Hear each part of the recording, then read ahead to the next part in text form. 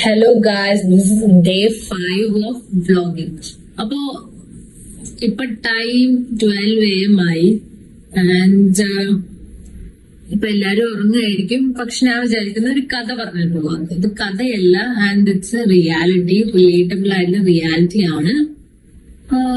Okay, അപ്പോ എനിക്കറിയുന്ന ഒരു anti ഉണ്ടായിരുന്നു. ആൻഡ് ആ ആന്റിന്റെ പേര് ലക്ഷ്മി എന്നാണ്. ലക്ഷ്മി ടീച്ചർ എന്ന് പറയും. അപ്പൊ ഈ ആന്റി ഒരു 15 വർഷമായിട്ട്, അവർക്കൊരു 70 വയസ്സുണ്ടാവുമല്ലോ.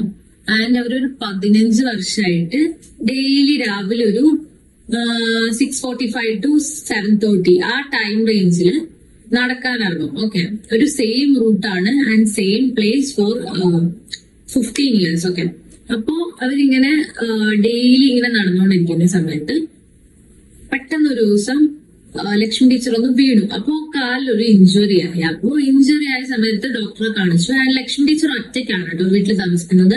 ഹസ്ബൻഡ് ഉണ്ടായിരുന്നു, ഹസ്ബൻഡ് മരിച്ചുപോയി. അപ്പോ ലക്ഷ്മി ടീച്ചറുടെ കാലിൽ ഇഞ്ചുറി ആയി. ആൻഡ് ഡോക്ടർ പറഞ്ഞു ഒരു 6 weeks നിങ്ങൾ റെസ്റ്റ് എടുക്കേണ്ടി വരും, അപ്പൊ നിങ്ങൾക്ക് നടക്കാനൊന്നും പറ്റില്ല അങ്ങനെ പറഞ്ഞു. അപ്പൊ ലക്ഷ്മി ടീച്ചർ വിചാരിച്ചു അപ്പോ അങ്ങനെയാണല്ലേ, എനിക്ക് പിന്നെ ആശ്വാസമായി. ഫസ്റ്റ് തോന്നി എനിക്കിനെ നടക്കാൻ പറ്റില്ലല്ലോ എന്ന് പറഞ്ഞിട്ട് ഒരു വിഷമായി.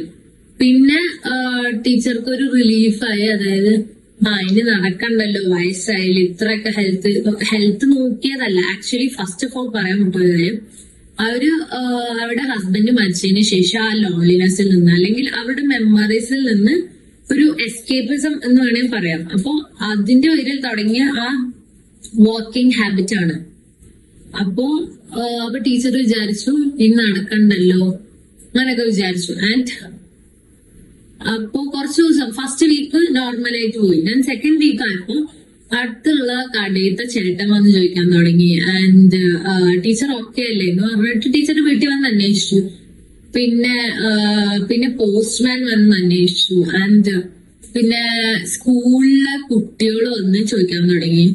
അപ്പൊ അങ്ങനെ കുറെ പേര് അന്വേഷിച്ചു. അപ്പൊ ടീച്ചർ വിചാരിച്ചു വൈ ഡു ദേ കെയർ, അല്ലെങ്കിൽ ഇവരെന്തിനാ എന്നെ കെയർ ചെയ്യുന്നേ.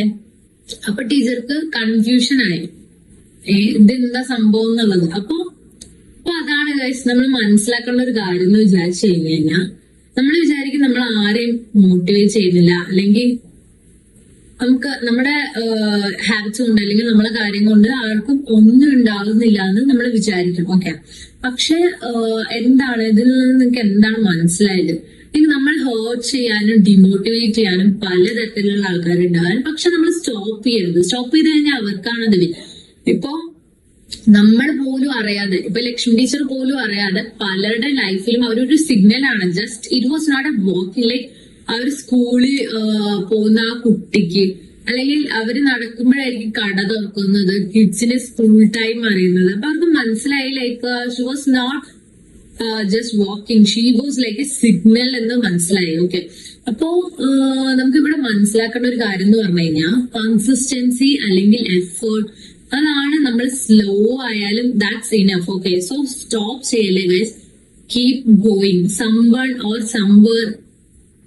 someone or somewhere is counting on you. Okay, good night.